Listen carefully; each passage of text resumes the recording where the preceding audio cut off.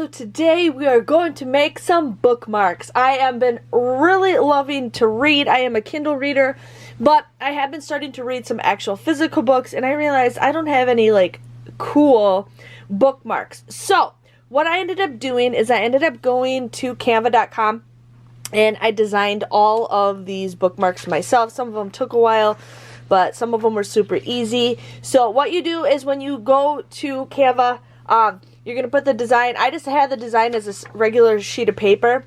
And then what I did is I measured the bookmarks and I made it just a little bit bigger than the bookmarks. And I made my design.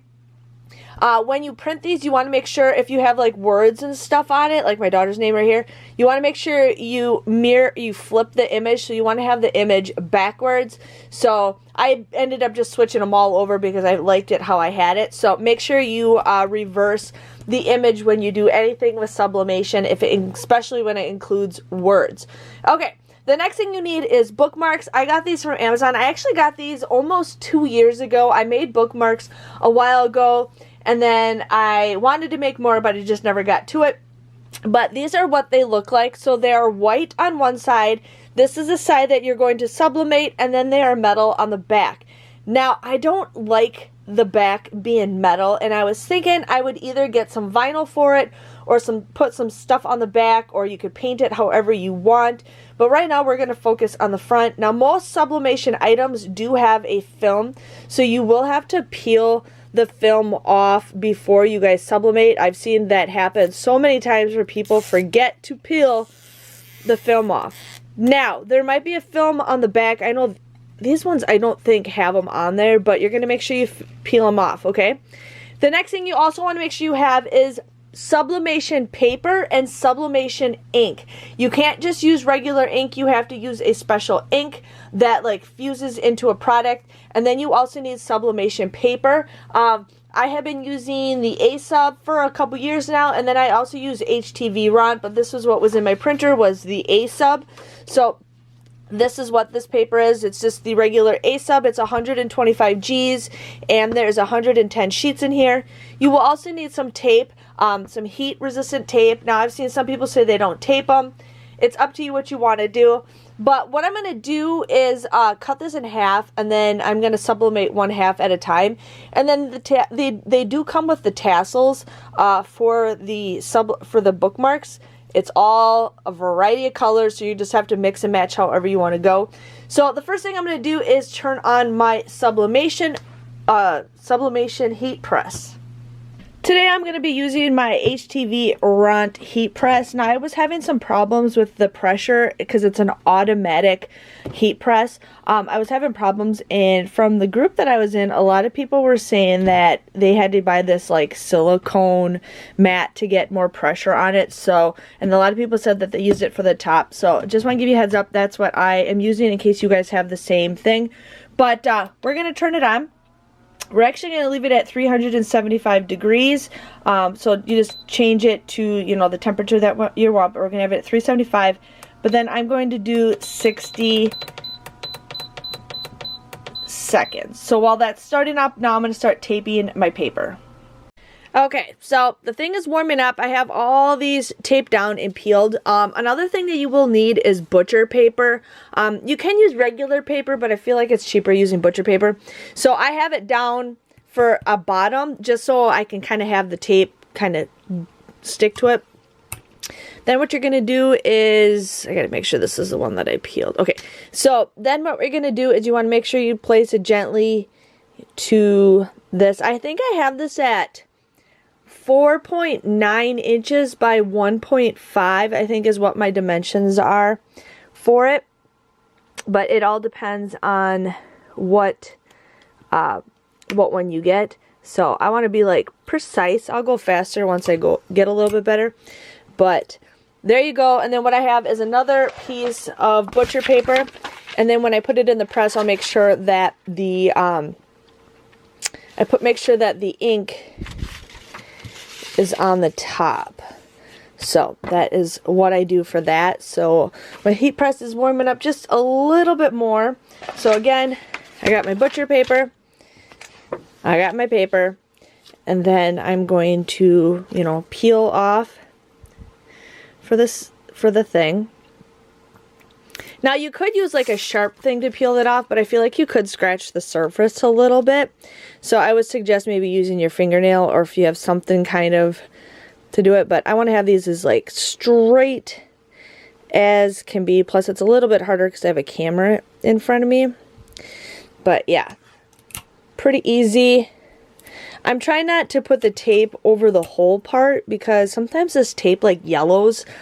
I have not had it happen to me yet, but I know it seems to yellow sometimes, and I don't want it to bleed into the thing. If I can get this to work,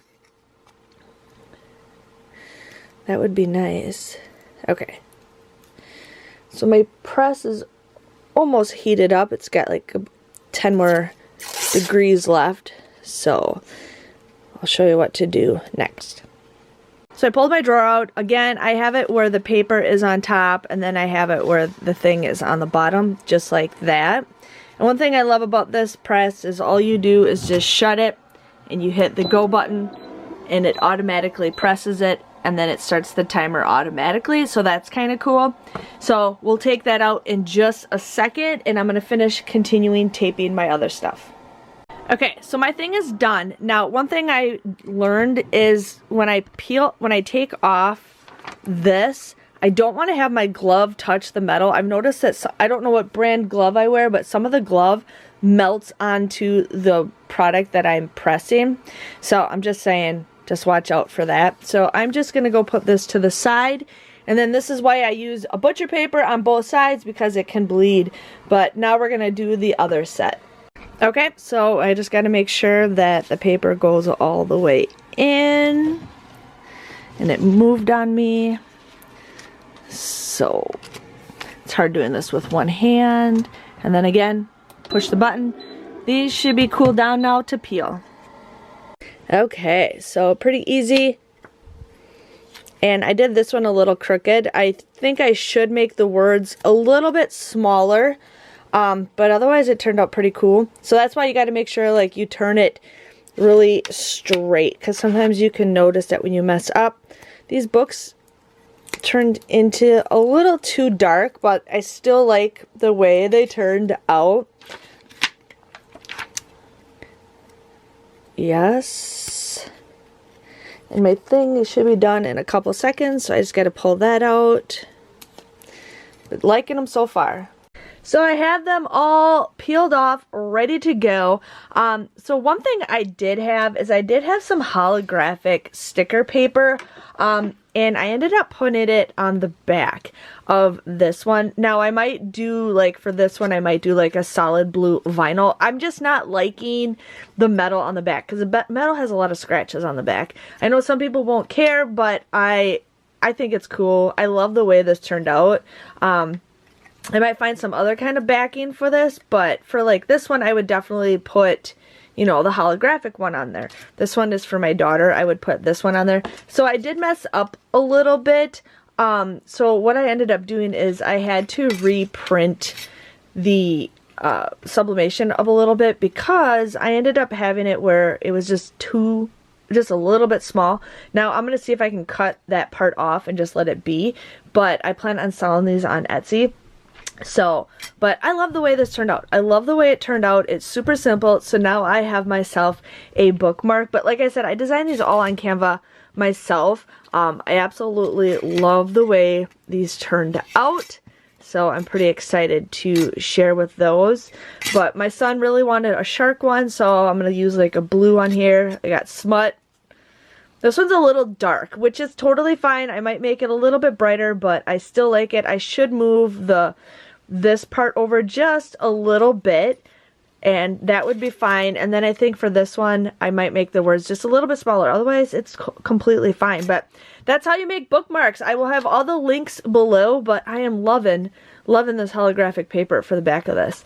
So now I got to start taking pictures of how I'm going to post these, but yes, loving the bookmarks. This one, the frilly thing came off, so I have to like somehow fix it.